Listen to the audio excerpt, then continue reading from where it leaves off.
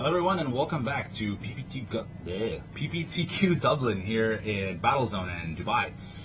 We are now in the finals. Yes, we are. And I foresee it will be a very fast final. So we have Vincent, who we just saw playing his Affinity deck, versus ELMER on Suicide Zoo. Both incredibly blistering fast decks. We'll get confirmation on who will be on the play and who will be on the draw before the round starts, so we can let you know. But who's favored here? This isn't a matchup. This is another matchup. I think is kind of like 50-50. I think whichever deck gets the blistering start. I feel like Suicide Zoo is a little bit favored. Okay. Because Affinity, although it may be fast, it may not be fast enough to deal with Suicide Zoo's game plan. However, if Suicide Zoo does not have a very fast opening, as well, Affinity can just kill them before they can actually do anything. So basically what we're saying is that if they both get their nut draw, right, you can say Suicide Zoo is favored. I think so. And I personally think a lot of that has to do with the lack of removal from the Affinity side. That is true. And since this particular version of Affinity does not play any Galvanic Blast, it plays 0 Galvanic Blast, plays 4 Thoughtcast, and personally I think against Suicide, against super aggro deck, I think Thoughtcast is not that great. Agreed. It was great against Jund. Yeah, it really showed its power against Jund earlier, but against these aggro decks, I think it's going to be some of the first things that are going to come out. Yes, I think it's going to be one of the first few cards that will actually come out during the sideboarding phase. Yeah. So I think Suicide Zoo has a slightly better matchup. Yeah, I do agree. Now, it definitely does depend on who's on the play and who's on the draw. We'll just get like I said, we'll get confirmation on that, and obviously we'll see it as it starts. But let's say, for example, for the sake of argument, Affinity's on the play. Does Suicide Zoo still have the same advantage? Again, this is one of those. I think if you're on the play, you have a slight advantage, just because you get to do your thing. You're going crazy. Yeah, your kind of explosiveness. Yes. I think the one thing that Suicide Zoo also kind of packs, as I mentioned before, is that this doesn't have removal, but Suicide Zoo does run 2 Lightning Bolts main. Right, and it also has Ancient Grudges in the sideboard and Path to Exile. Yeah. Well, we're talking about game 1, so we're going to go ahead and go down. The players are just shuffling up and getting started, and we'll take you to the finals. Awesome. All right, so it looks like they have both kept 7? They both kept 7. They're just getting ready. They're going to look at their hands. They're going to get underway down here. Awesome. So let's see how things pan out. Just to remember, everyone, ELMER is on the play. Okay. There's a spelling mistake there, but it's ELMER. So ELMER is on the play because he has the higher seed. Right. So both players shake hands. They're going to go ahead and look at their hands. Their magic card hands. Yes. And take a look. So Vincent's checking his opening hand and seeing what he's done. He's got an island, it's definitely difficult to see. Looks like he has a double island.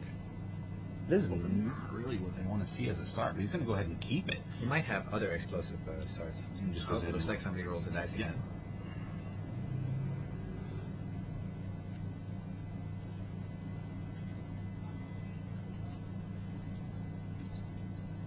Alright, ELMER just fetching for a land.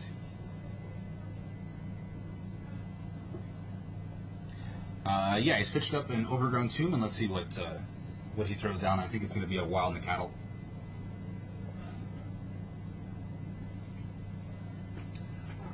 And it is a Wild Cattle, which is a 1/1 right now, because he does not have a mountain and does not have a plains. That is actually quite interesting. But then obviously it's very easy for ELMER to. All he has to do is fetch up a Sacred Foundry, and he's good. And it looks like that he's not too worried about it. I'm sure that he's going to go ahead and hit a fetch land if he doesn't already have one in his hand. It's difficult to see exactly what's going on there. So he's going to Taxian Probe his opponent. On turn 1, lose 2 life. Look at his opponent's hand and draw a card. Looks like we will get to see clearly what's in Vincent's hand. Alright. So it looks like Vincent has Ornithopter, Vault Scourge, Inkmoth Nexus, Thoughtcast, Steel Overseer, and another card I think it's an Edge Champion. It's not a blisteringly fast start from Affinity, but it's an okay start, and I honestly think a start like this favors the Zoo player. He did draw an Arcbound Ravager for his turn.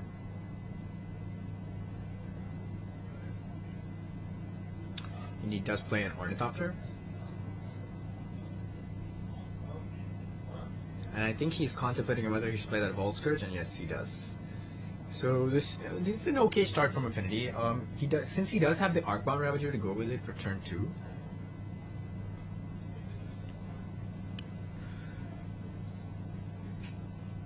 I think this is a decent opening. I think because of the Arcbound Ravager that he does have, I think he can put a decent amount of pressure on Elmer. But keep in mind that Elmer wants to lose life. Like him losing life at this stage is actually beneficial for him because he wants to get that Death Shadow on the line, and he wants to put basically a giant threat that honestly I think Paul has zero answers to.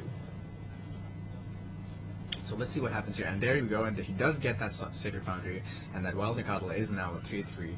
So that's going to be poised to attack right away. There's no blocks that Vincent can make at this point that is going to be beneficial for him at all. No, there's no way. But then, like I mentioned earlier, he does have that Arcbound Ravager in his hand that he just drew. Very true, very true. So he's not going to block. He's just going to go ahead and soak up the damage and drop it down and start to get those counters on. We do see that Elmer has 2 Teamer Battle Rages in his hand. Ooh, and we saw the blowout from that earlier when he played the played against the Burn deck. Yes. The power of Teamer Battle Rage. He also has a Death Shadow in his hand.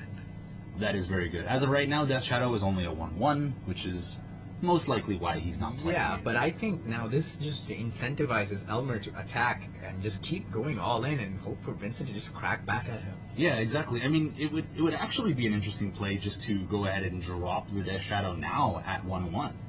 Go ahead and just leave it on the board. So when you untap next turn, all the damage that you deal yourself will ensure that you get that much damage into your opponent, and he's just going to go ahead and play the Wild Nicotla. Yeah, I guarantee that he gets 3 extra damage. I think he's just going to wait for an opportune moment to land the Death Shadow, because if you notice, Vincent only has 1 power on the board. Exactly, yeah. Right, so it's gone up.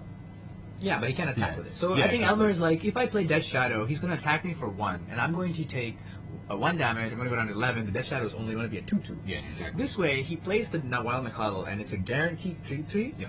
Right? So this at least guarantees that he can get 3 damage in.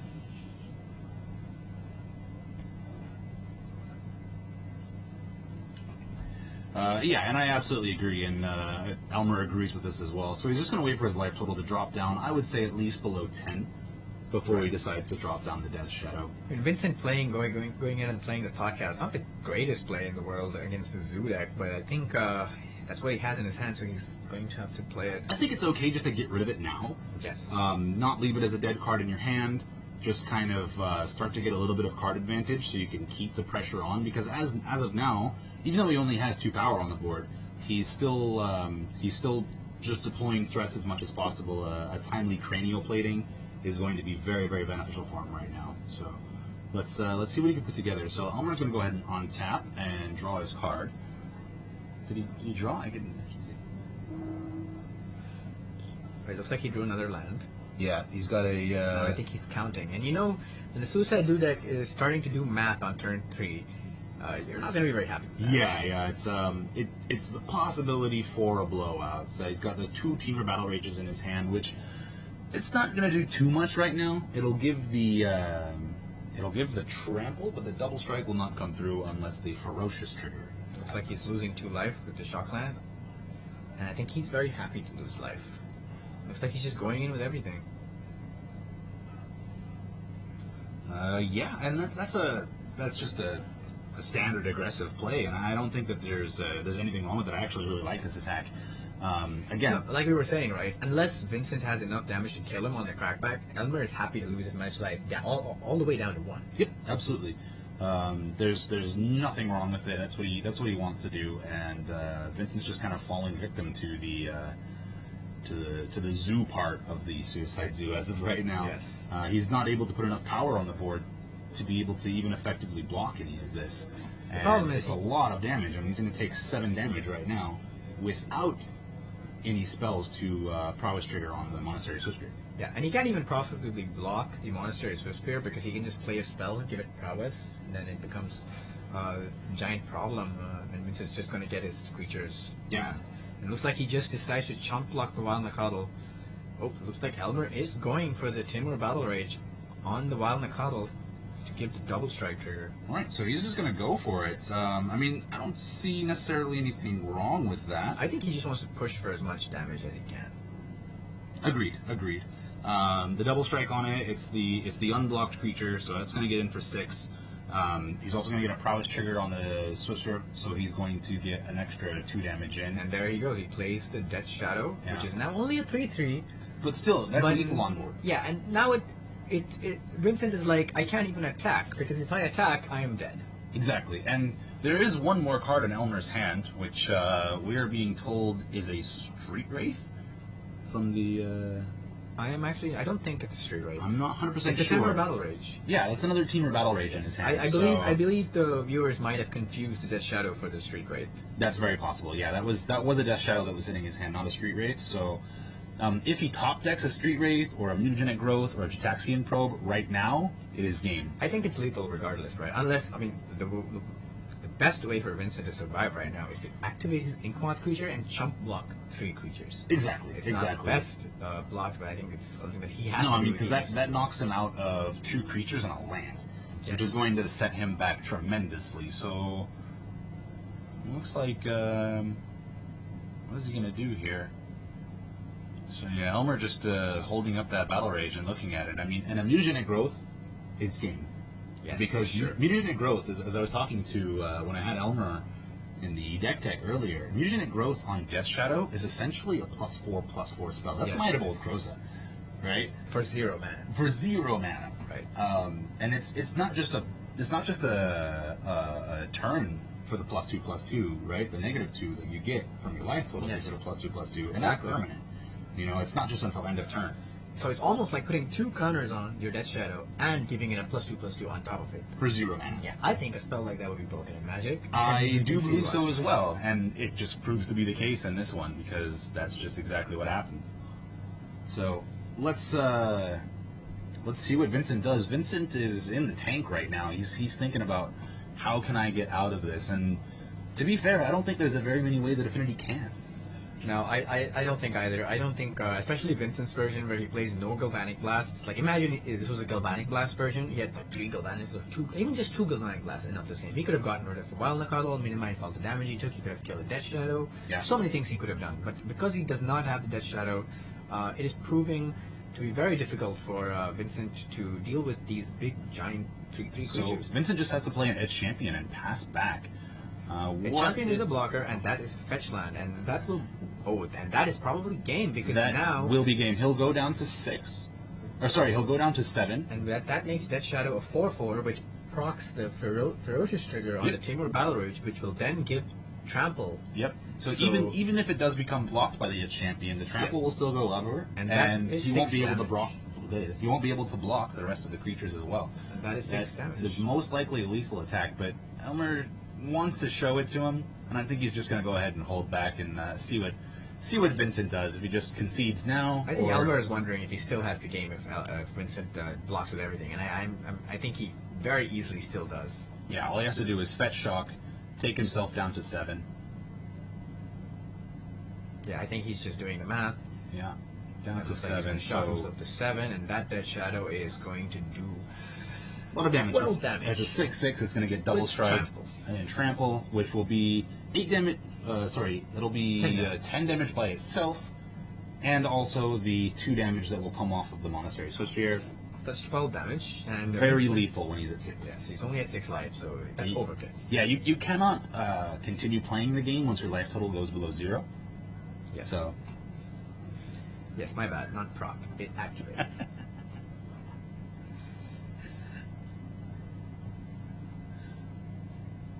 Alright, so he's just reading the Edge Champion, and I'm not really sure why.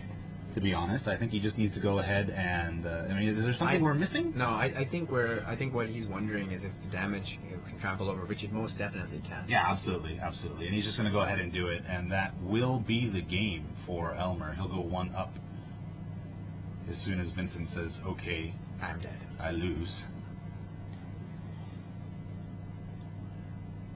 And he says, "Yeah, that's game." So there we go. Elmer goes up 1-0, Suicide Zoo over Affinity. We're going to go to game 2 of the finals, PPTQ Modern here at Battlezone. Just wanted to talk a little bit about some of the upcoming events that are happening. Next week is pre-release for Kaladesh. Yes, that is going to be a very fun week. Yeah. Kaladesh is is a very, very interesting set. We briefly stepped in Kaladesh, actually, in Magic Origins, if you remember. Yes, we did, with Piancher and the large, Hunter's Parents, and Hangerback Walker. Yeah, some of the Gear Poor stuff. So we know that Kaladesh is very much an Artificer world, yes. And we're going to be heading there for the pre-release this week. So wherever you are, head down to your local game store and play in the pre-release. It's a friendly tournament. You get a bunch of boosters. You can win a bunch more, and have fun. There's actually a cool little mini game in the Kaladesh pre-release. So most of the pre-releases have like a small, I don't want to say gimmick, but sort of like a small mini game that goes along with it. In Kaladesh, the person who gets to go first is decided by how fast you can put together a Thopter. That's actually quite fun and interesting. So it takes away the elements. What do you call it? Randomness. The element of randomness, and gives you kind of like a little skill. You know, you can put together the Thopter, and if you put it together the fastest, that means you win. So yeah, it's going to be very, very cool, and I'm definitely gonna try it out.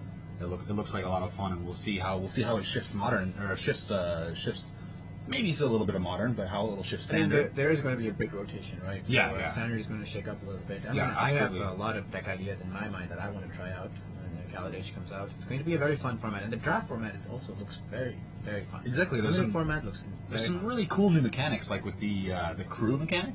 Yes. So you can basically turn on and drive turn on creatures. It's a very flavorful set. Yeah, very much so. And there's a new resource in the game, energy. Yes, which is interesting. It's interesting. We don't know how it's going to play out yet, but it definitely looks interesting. There's already an infinite combo actually with energy. Oh, is there? Yeah, there's 2 artifacts. Mm-hmm. There's 2 different artifacts, and there's a creature. So the creature enters, you get 3 energy, and then you have artifacts that say whenever a creature enters, gain 1 energy, and then you have an artifact that says whenever a triggered ability would gain you, whenever a triggered ability would enter from a permanent, double it. Okay. So you can go infinite stuff. It's pretty cool. It's a brewer's dream, I think. Standard always is, and it's going to be a lot of fun. It's going to be great. It's going to be a lot of fun. So let's get back down to the match. They should be ready to start game number 2 here in the finals, and I believe Vincent will be on the play for this one. So we didn't talk about the sideboarding much. So what do you think about the sideboarding for this particular matchup? Well, all right. Let's take a look at the Suicide Squad. That's what I was going to say, actually. So we have 1 Leyline of Sanctity, 1 Leyline of Punishment, 2 Relic of Progenitus, 2 Hooting Mandrills, 2 Fulminator Mage, 1 Zealous Contrips, 2 Destructive Revelry, 1 Ancient Grudge, 1 Path to Exile, and 2 Pithing Needle. I think it's pretty straightforward sideboard for the Suicide deck. It's I think they have to bring in the Destructive Revelry, the Ancient Grudge, and the Pithing Needles. Yeah. And I think the Fulminator Mage as well. Yeah. It's great against absolutely. Argument made for the Path to Exile as well. The Path to Exile, maybe if they really think they need the removal. I don't think they do. Now let's look at the Affinity sideboard. So we have 2 Grafdigger's Cage, 2 Spellskite. It looks like Skiff. 2 Spellskite, 1 Etch Champion, 1 Blood Moon, 2 Whip Flare, 2 Gareport, Aether Grid, 2 Wear Tear, 2 Thoughtseize, and 1 Dismember. I think the Dismember is a very easy include, along with the Spellskites. And obviously Spellskites are always a great sideboard card for Affinity to bring in, because most decks is going to board in Artifact Hate, and Spellskite blanks 1 for you, right, and to protect your other threats. So I think Spellskite, Etch Champion, and Dismember are great. Whip Flare maybe, but the problem is a lot of like Elmer's plays Wild Nakatl, right? And it's most often going to be a 3/3. So unless you can like get really lucky with it, you're not really going to get that creative a whip play. So I don't think it's a guarantee. Very true. And as you said in the last match, an argument can be made for Thoughtseize on the play here. I don't know about it against Zoo though. It's I mean it's difficult. It's very difficult. But the thing is you want to hit things like Temur Battle Rage, Become Immense. You want to hit their payoffs, so they only end up with a bunch of little creatures that you can maybe help with a little bit. So yeah. These players are just going to get shuffled up a little bit. Suicide Zoo versus Affinity. Affinity is now on the play, so we'll see how it goes. Let's get these guys shuffled, and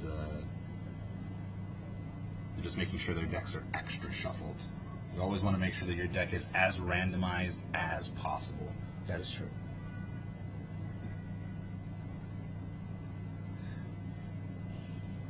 All right, let's see. Players are drawing their opening 7. You'll get it one day. I'll get it one day. All right, let's see. Let's see if they want to keep this 7. We're going to have a fair game of Magic. Looks like Elmer has a very land-heavy hand, and looks like Vincent has a very explosive start, but no lands. No lands, so Affinity is going to go back and draw a 6 to see, and Elmer is taking a look. I think he's thinking, he's like, do I want to keep this land-heavy hand and hope to draw spells? In my experience, that never works. Well, the thing is, though, is that with the Suicide Zoo deck, you only play 17 lands. That is true. It's a 60-card deck with 17 lands. So if you have 3 or 4 lands in your hand, you're not really going to draw that much. And if you do, they're most likely going to be fetch lands. Do you really want to play the statistics, though?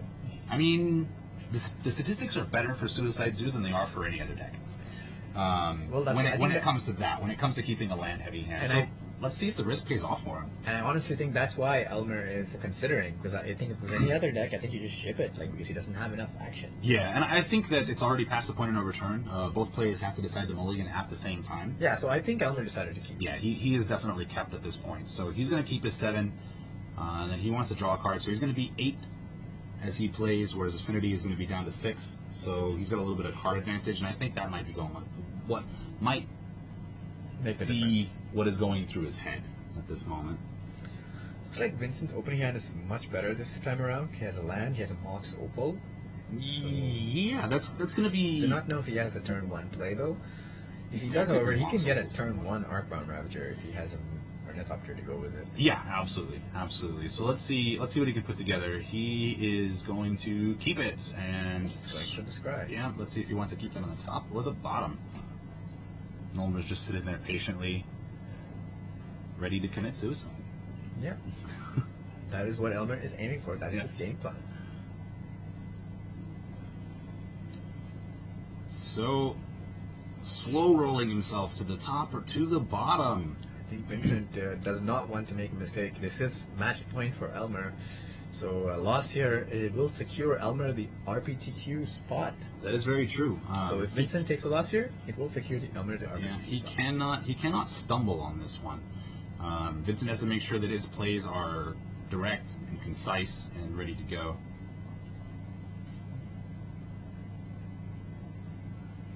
Right, looks like he have turn 1 Blinkmont Nexus into Memnite into Mox Opal. So it looks like he's going to activate the Blinkmoth to turn it into an artifact. Nope. He's just going to tap it for 1 mana. Yep, and play the Vault Script. So now he has a 3, so he can tap the Mox Opal for mana if he has another 1 mana spell in his hand. This is a much more explosive start for him. Yeah, this is Affinity. This is where Affinity wants to be.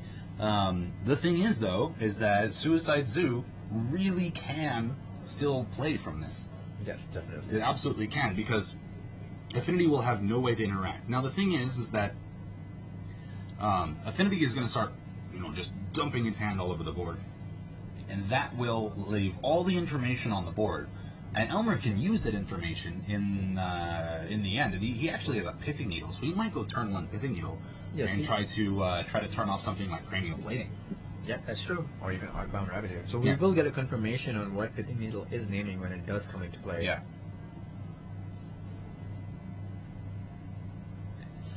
So let's see what he does if he does play it on this turn. That is true. let's see what he does. There's not a guarantee that he's going to go ahead and do that. He might try to play something for the race and see what he can do.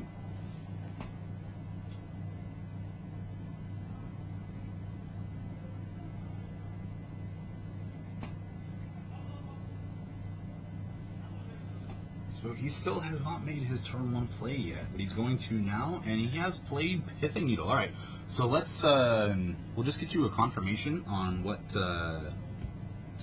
Pithing Needle is naming, and we will have that for you as soon as possible. Looks like Vincent does play a Darksteel Citadel, and then he goes for a Thoughtcast for 1 mana. Right, so he didn't actually side out the podcast. I'm actually quite surprised. But I think in this case he's just like, well, it looks like I am the control player in this matchup. Because I am slower than Suicide Zoo, as we saw from the previous game. That is a fair point. He might have, maybe he shaved a couple of copies. I mean, he does play 4 on the main board. That is true. So he might have shaved a couple of copies just to...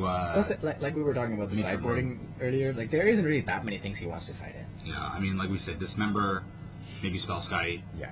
And that's probably it. So we do have confirmation Pithing Needle has named Cranial Plating. Yes, and I think that is the best card for Pithing Needle to name in this matchup, because Cranial Plating is the one card that gives Affinity a very unfair edge. Yeah, exactly. It ramps him as much as possible. So he just goes 2 Vault Scourge, and that's actually very scary. That is absolutely scary. I bet the Suicide Zoo wishes he played Nail Circles. Yes, that is very true. Looks like he is going to sack another fetch land. Yeah, he's gonna fetch Shock, which is the staple of the deck, as it were. You saw a Jajaxian Probe in there, so he can get his life total down to 10 this turn if he really wants to. Does he have a Death Shadow in hand? Well, that's what we're gonna find out. So we're gonna see what he fetches for, and that'll give us a bit of info. He's probably gonna go black-white to get all of his colors, and he does so. And he also shows Metamorphose to his opponent, which is no harm there. It's in the deck, not a big deal. So he has searched up the white-black, so let's see if he does go for a Death Shadow. I assume if he does, he'll probably play the Jajaxian Probe first, try to cantrip, see what he can get. That is true. He does not want to be playing a 1. He does, actually, that looks like... Is that a Death Shadow? Yeah, it is. Street Wraith? No, it's a Death Shadow. You can see the color of the art. Alright. Street Wraith has like a greenish blue tint to it. Alright, I trust you. I mean, I have played it. That is true. So he does Cranial Plating. It looks like Vincent has an Arcbound Ravager in his hand. That is going to be very brutal. Elmer needs to put something together right this very second. So he's going to go ahead and play that Death Shadow. Alright, it's a 3/3.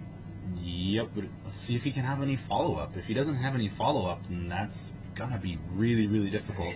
Like we said, it looks like he has a very land-heavy hand. He does have a Mutagenic Growth in his hand, but he does not have a Timur Battle Rage. Yeah, so if he can put that together, that would actually be very, very good. But let's see what he can do. And Vincent's going to gain. So now this is what Vincent has to be thinking, right? If Vincent attacks for 3, or 4 even, if Vincent attacks for 3, then Death Shadow suddenly is now a 6/6, and with Mutagenic Growth, it's a 10/10. And if he draws Timur Battle Rage, that's game.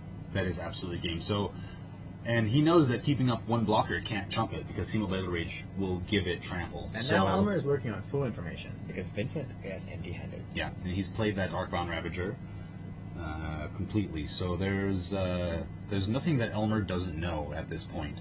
There is a counter on Arcbound Ravager.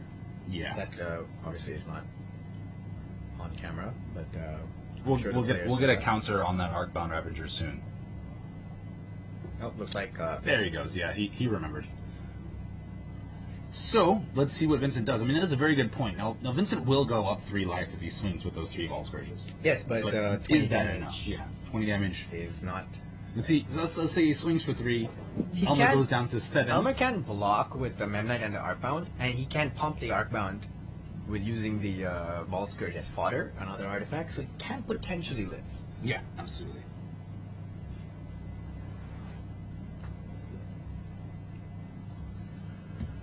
So let's see what he decides to do. Does he want to go aggressive and possibly die on the backswing? So Vincent is very carefully. He's going for it. he is going for it. He's going to swing in the team of Vault Scourges, try to get a 6-point life swing in this, and yeah, Vincent is really playing very carefully because he wants to think through all the scenarios through his head, because this is, like we said, this is his last match game, right? So if Vincent doesn't win this game, Elmer will be moving on and obtaining the RPTQ spot. Yeah. Looks like that is a Timur Battle no, Rage? no, that's a Monastery Sister. So if that was a Timur Battle Rage, that would be game. That would close be to game. So let's see what Elmer can do. Elmer is, even though he looks like he's behind as far as life totals and board presence is concerned, that actually is where the Suicide Zoo deck wants to be. Yeah, that's 5/5 Death Shadow on the board right now. Yep.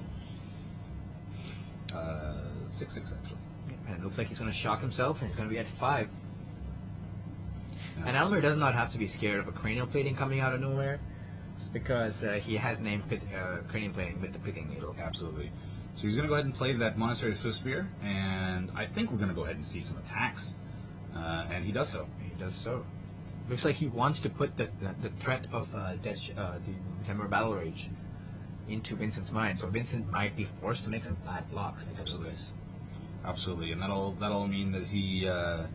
He's going to lose the Arcbound anyway. He's probably going to sack it and send it on one of the Vault Scourges, which can spell disaster for Elmer on the backswing, because that'll be 4 damage from the Vault Scourges alone, allowing Vincent to gain 4 life. And if he pairs that with anything else, that's actually lethal. I think what Vincent can do here is he can block both the creatures, hope that there's no Timur Battle Rage, and then sack them to the Arcbound Ravager to put 2 counters on the Vault Scourge. And then he can untap and crack back for 5 in the air. Absolutely. Yep, absolutely. So let's say if Vincent sees that line over here.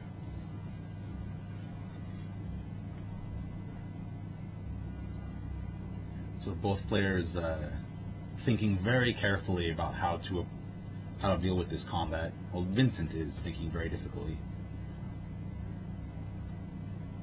So let's say if Vincent sees what we see over here.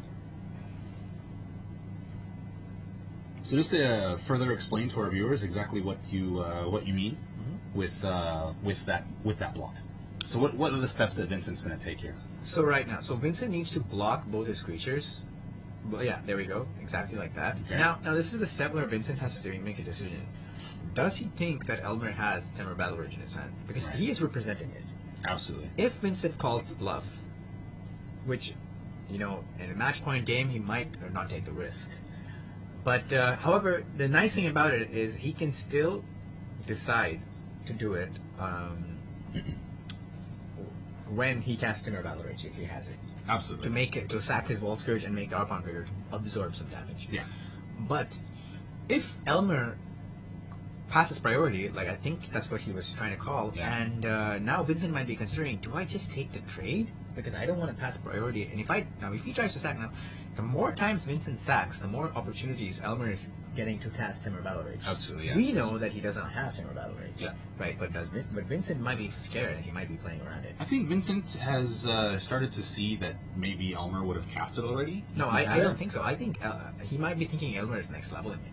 We don't know that. It's very possible. It is very possible. So now if all Vincent needs to do is sack that Arcbound Ravager, put the 2 counters on one of the Vault Scourges, untap, and swing for 5. Yep, absolutely.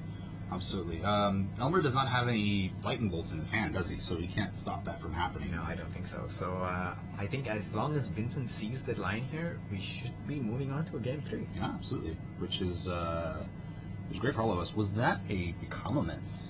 Ooh, but does Become Immense do anything here though? Not here. Timur Battle Rage. There's for one, there's not enough cards in the graveyard. Plus, both the creatures were already blocked, so unless any of them have trampled. So he's gonna sack the Mox Opal and make that a little bit bigger. So I think he actually sees that line. He's just gonna go ahead and do it. I think he's just gonna put as many artifacts into that Arcbound Ravager as possible to make the Vault Scourge as big as possible. Absolutely.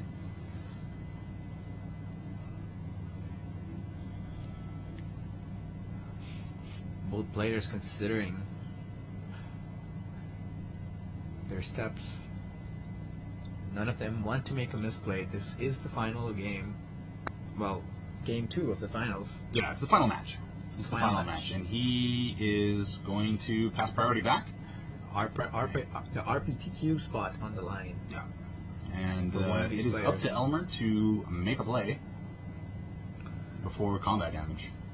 And he's just going to take combat damage and put it on one of those, and that is exactly right. Does he have a follow-up? Can he do anything else? I don't think so. Because now, if you think about it, like if Elmer has a bolt, then he would have bolted it in response, and now that he doesn't, even if he kills one of the wall scourge, it's still lethal because he takes 5 damage in the air. Absolutely. Elmer's just consulting his hand, but it doesn't appear that he has a way out of this.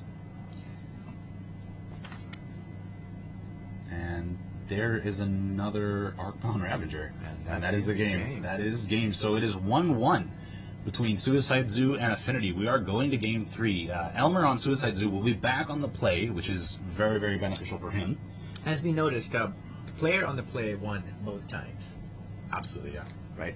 So, again, we talked about this. The player on the play in this matchup has a slight edge, mainly because you get to do your thing. Exactly. And that's exactly what we said at the beginning of this, is that whoever is on the play is going to be so much they're going to be better off. They're going to be very much in the lead. They're going to be able to do what they need to first and just kind of get out ahead. The only way that either player would be able to get in the lead from the draw would be if they had some sort of removal. And the Suicide Zoo deck is the only one that actually has removal. That is true. With the exception of what Vincent has in his sideboard. And we didn't actually see any of that, did we? No, we did not see it. We did see the... I think we saw the Dismember from the side. I cannot recall. I'm not 100% sure if we did or not. Yeah, I don't think we saw the Pithing Needle. Yes, we saw the Pithing Needle from Elmer, from Zoo. So we'll see how this goes. If he makes any changes going back on the play. Yeah. If he just wants to be as explosive as possible. I think the Destructive Reveries are great because it also helps him deal the final points of damage. Absolutely. Essentially like a burn spell in his deck. Absolutely, yeah. Absolutely. So it's burn plus removal, which is very, very good. Yes. So yeah, let's see as they shuffle up and see if they're going to sideboard, if they're going to make any changes to their decks, and see how it is when we come back to them. Awesome. So we see players are just shuffling up, getting ready for game 3.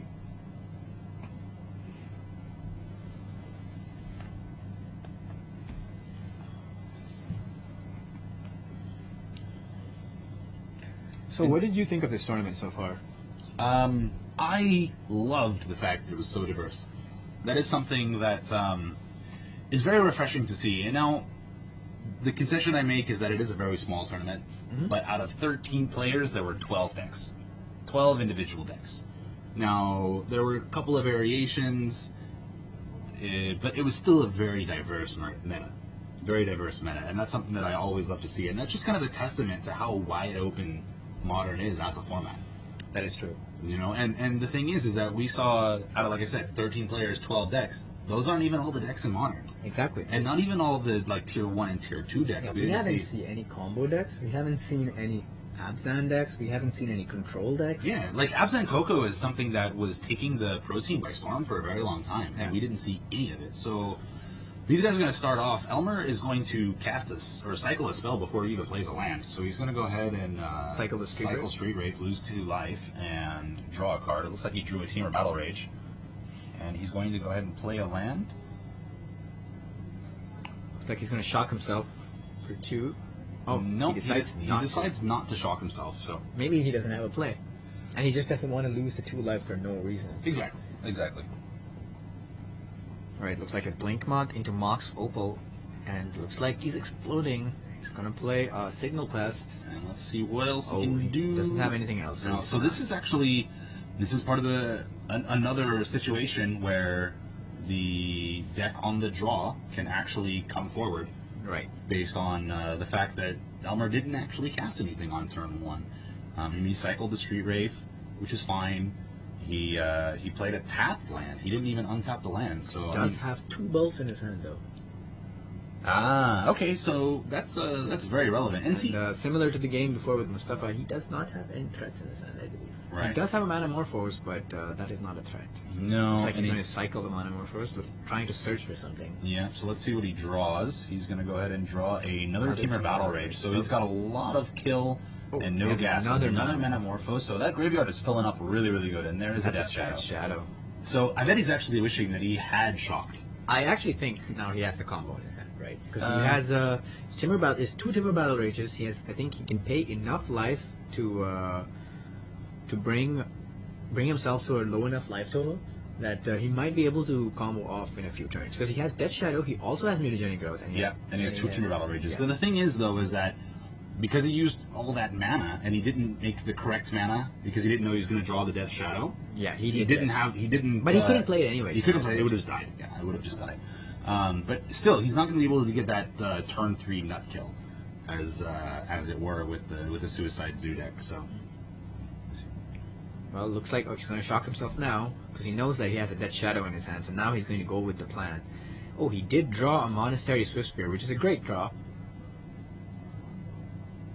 This allows him to mitigate the life swing that Bolt Scourge brings to the table. Absolutely, absolutely. So that's gonna keep his life total down. He's gonna go ahead and play that Death Shadow at a 1/1, but he has no real fear. I mean, Whip Player is the only thing that would be able to take it out, and he's just not worried about it. He's just gonna get it down. The beauty is he's gonna be able to hurt himself next turn, and this is what I was talking about in Game 1. How I was like, I mean, why doesn't he just go ahead and throw it out? When he threw out the Wild and Cattle instead, in that situation, it was the better play. Definitely. As of now, he doesn't actually have anything to do, so it makes sense, yeah. And also, he can make it a 5/5 next turn, right? And go for the Temur Battle Rage to swing for 10 damage if you want. And if he draws another Shockland or another way to pump it, he can actually just go for the kill. Yeah, absolutely. Yeah, it is getting very close for ELMER to be comboing off. He's got enough spells in his graveyard that he will be able to cast Become Immense if he draws it. So there's not going to be. Ooh, if you see that card in Vincent's hand, Vincent is holding a Blood Moon. Ooh. But unfortunately, Blood Moon does not stop ELMER from doing what he wants to do, which is cast Temur Battle Rage and Mutagenic Growth. Absolutely, it does not. It will stop. And I think that's what Vincent is contemplating. Vincent is thinking, if I play this Blood Moon now, is it going to make a difference? And we're kind of in that same situation where Mustafa had played the Blood Moon against Affinity earlier, and it just wasn't enough to do anything. You mean, are you talking about Mateo?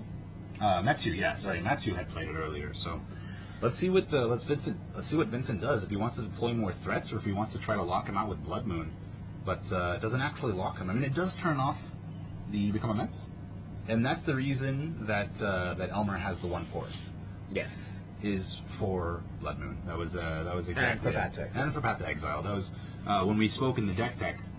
We said the exact same thing that I had said earlier. It's a concession to Path to Exile, but it's also very good against Blood Moon. He can cast all the red spells. He doesn't care about that, but he needs that forest to be able to cast Become Immense. But I don't think if Blood Moon is really the optimal use of Vincent's mana at this point in time. I don't believe so. I do believe that what Vincent needs to do is just get threats on the board and try to win out. He just needs to throw threats down, but he's just going to go ahead and cast the Blood Moon.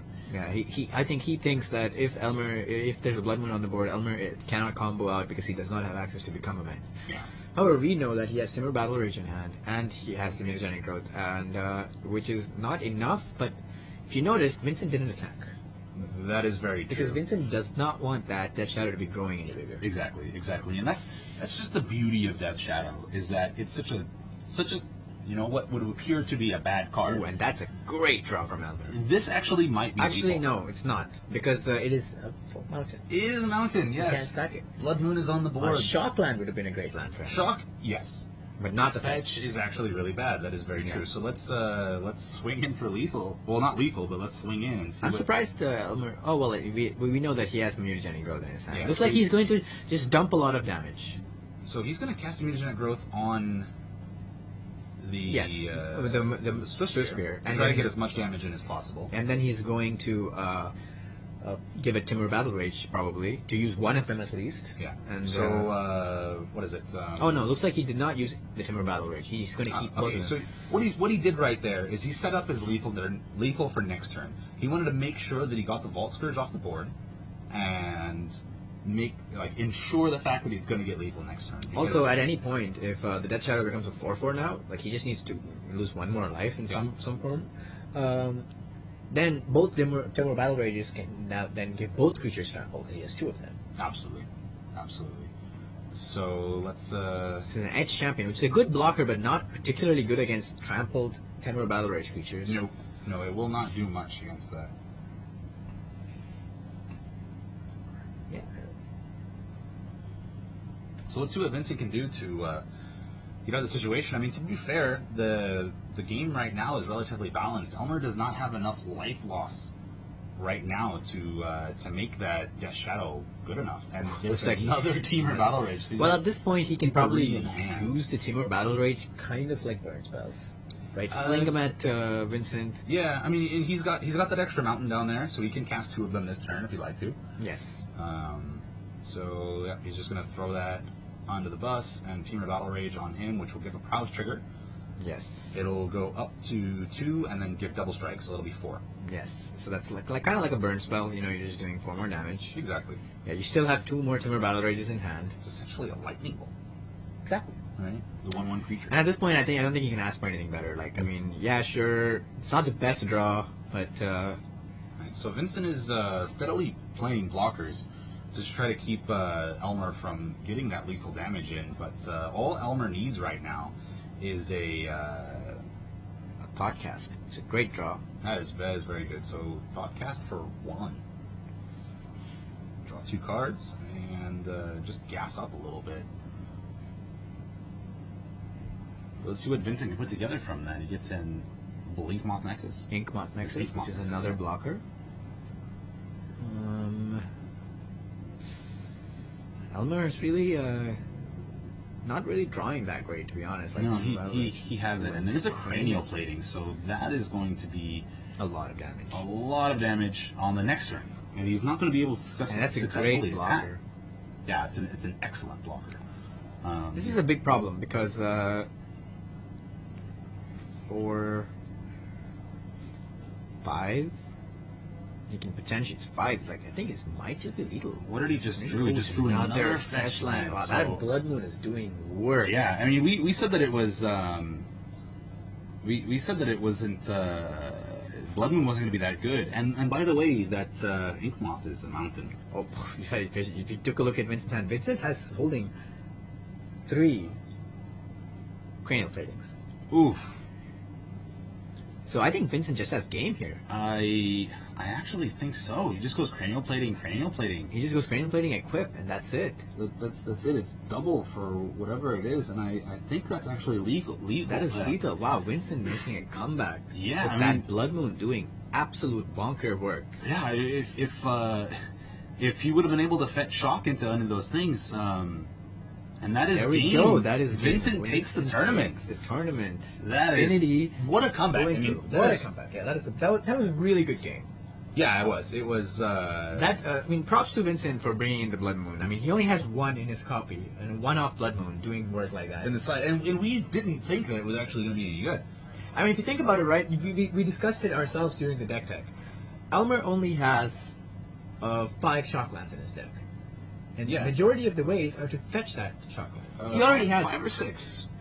5, yeah. 5. He already had 3 Shocklands on the board. Yeah. So there's only 2 Shocklands that he could have drawn that could have, dealt damage. Of course, there were plenty of other cards that he could have drawn to make those damage. Yeah, absolutely. Street Wraith, etc. But the 2 lands that he drew could not be fetched because they didn't do anything. Of Blood Moon. Because of that 1-off Blood Moon paid off. Yeah, absolutely. It really did a lot of work, and the fact that not only did he draw the fetch lands, which he couldn't do anything with, but he just drew lands in general. Exactly. So in the end, the Suicide Zoo deck just couldn't draw enough gas. Even a Mutagenic Growth would have been game right there. Yeah, absolutely.